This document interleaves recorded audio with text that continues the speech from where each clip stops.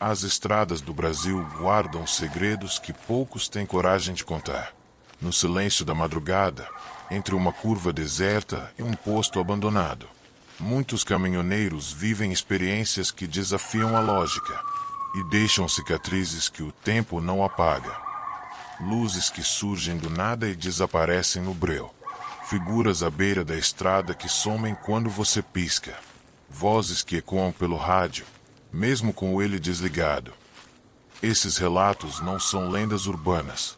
São testemunhos reais de quem vive com os olhos abertos e o pé na estrada. Hoje, você vai ouvir alguns casos que jamais foram esquecidos por quem os viveu. Experiências tão assustadoras que alguns ainda se tremem só de lembrar.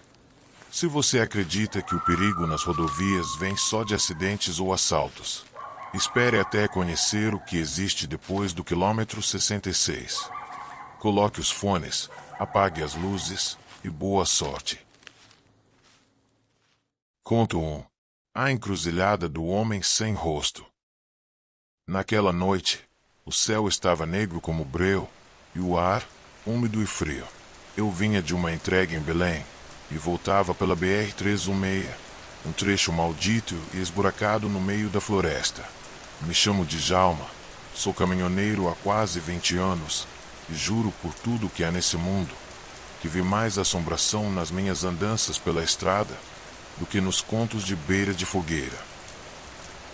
O relógio do painel piscava 2h13 da madrugada. Só o barulho constante do motor e o rangido do volante quebravam o silêncio mortal ao meu redor. A floresta dos dois lados parecia me observar, um corredor de sombra se fechando aos poucos. O cheiro de terra molhada se misturava com o diesel, criando um clima sufocante. Em dado momento, vi uma figura parada no meio da pista. Diminuí a velocidade com cautela. Era um homem magro, vestindo um terno antiquado. De longe parecia ser cinza desbotado. Ele não acenava, sequer se mexia. E o mais estranho, não parecia ter rosto. Era como se sua cabeça fosse coberta por uma massa lisa, sem olhos, sem boca. Pisei no freio, o coração disparado como um tambor.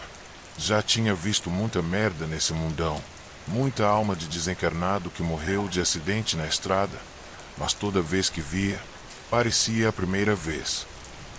A chuva fina começava a cair, fria como o beijo de um defunto. Quando liguei o farol alto, ele sumiu. Simplesmente desapareceu diante dos meus olhos. Pensei que fosse o cansaço ou algo pior. Mesmo inquieto, continuei dirigindo. Joguei um gole de café para dentro e toquei marcha, mas a sensação era forte. Eu não estava mais sozinho naquela estrada. Minutos depois, notei algo muito estranho. O trecho da estrada começou a se repetir. A mesma árvore retorcida, a mesma placa amarela enferrujada e toda rabiscada. Já havia passado por elas, tinha certeza. Liguei o rádio para espantar o medo, mas só saía estática e chiado, até que uma voz feminina, sussurrando e quase chorando, surgiu no meio do chiado. Ele está atrás de você.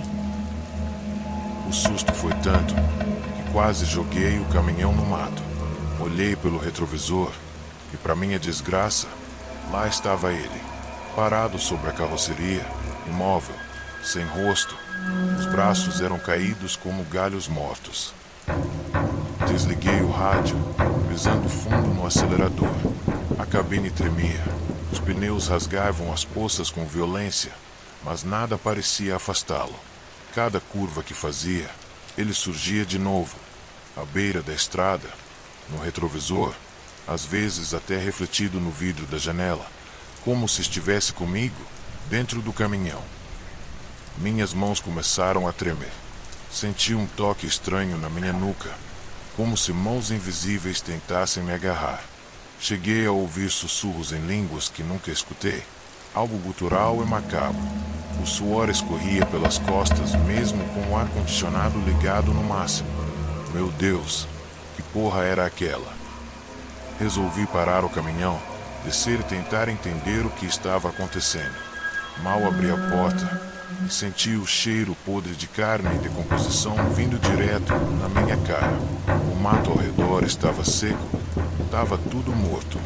E no centro da estrada, na minha frente, iluminado pelos faróis do caminhão, ele estava de novo ali, a poucos metros, inerte, como uma estátua maldita.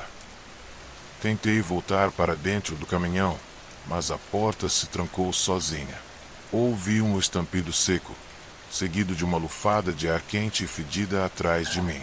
Quando virei o rosto, aquilo estava a centímetros de mim, com a cabeça inclinada, como se me estudasse. Não gritei. Na verdade, não consegui. Era como se algo me sugasse o ar dos meus pulmões.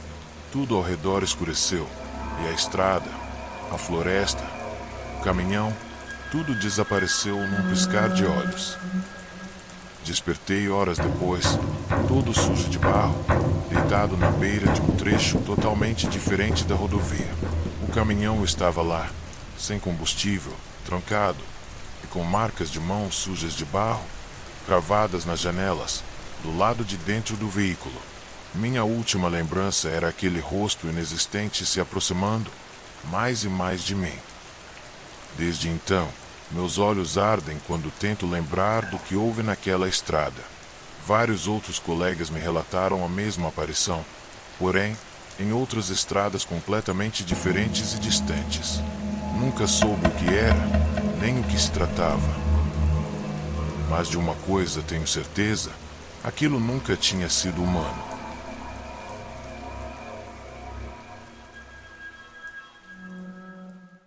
Conto 2.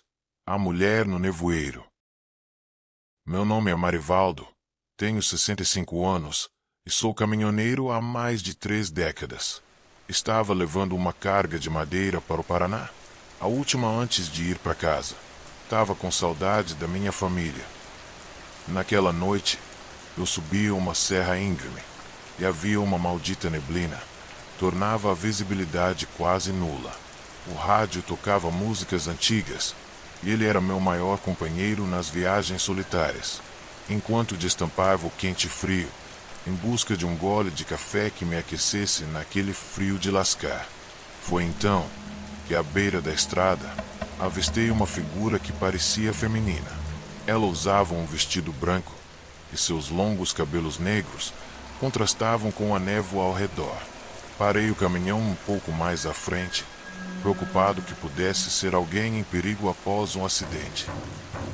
Ao descer, me deparei com a mulher parada, ainda imóvel, com a cabeça levemente inclinada para baixo.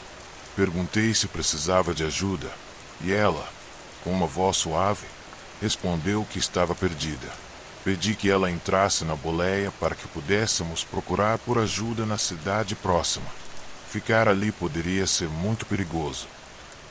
Ela entrou silenciosamente e sentou no banco do passageiro, mantendo sempre a cabeça baixa. Até aquele momento, notei que ainda não tinha visto seu rosto. Enquanto eu retomava o volante, um calafrio violento percorreu a minha espinha. O ar dentro da cabine parecia de uma câmara fria. As janelas criavam uma crosta de gotículas de água e um leve cheiro de terra molhada impregnava o ambiente. Dirigi alguns metros em silêncio. Tive medo de tentar alguma conversa. A moça poderia estar traumatizada ou em estado de choque. Será que foi abusada? Pensei comigo mesmo. Pelo estado das roupas, deve ter passado por poucas e boas. Quando finalmente tomei coragem para puxar conversa e olhei para o lado, ela havia desaparecido. Completamente assustado e desnorteado com tudo aquilo, parei o caminhão e desci para verificar, mas não havia sinal dela em lugar algum. Confuso e assustado, retomei a viagem, tentando racionalizar o ocorrido. A neblina continuava espessa e a estrada parecia interminável.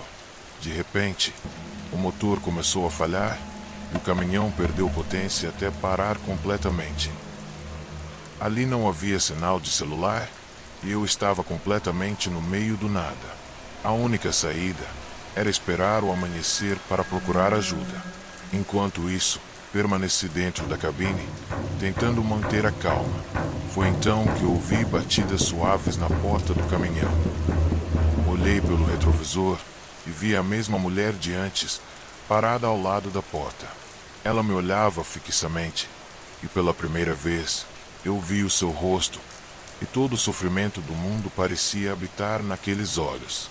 Antes que eu pudesse reagir, ela desapareceu novamente. O medo tomou conta de mim. Comecei a rezar, pedindo proteção a quem quer que estivesse me escutando. Aquela noite parecia não ter fim, e cada som lá fora me fazia estremecer.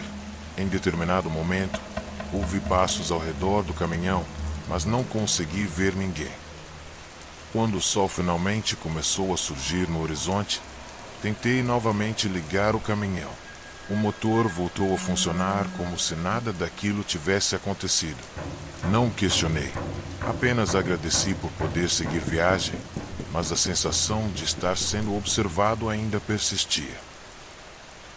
Decidi parar no próximo posto de gasolina para descansar e ver se realmente foi alguma falha no motor do caminhão. Ao chegar, fui recebido por um frentista que, ao ouvir minha história, deu uma risada nervosa. Segundo ele, uma mulher havia morrido em um acidente horrível naquela serra há muitos anos, e seu espírito ainda vagava pela estrada, pedindo ajuda. Alguns diziam que ela buscava vingança, outros acreditavam que apenas procurava por paz. Desde então, evito passar por aquela estrada durante a noite. O que vivi naquela estrada me marcou profundamente, e até hoje, ao lembrar, sinto um calafrio percorrer meu corpo. A mulher do nevoeiro permanece como um mistério que eu realmente prefiro não desvendar.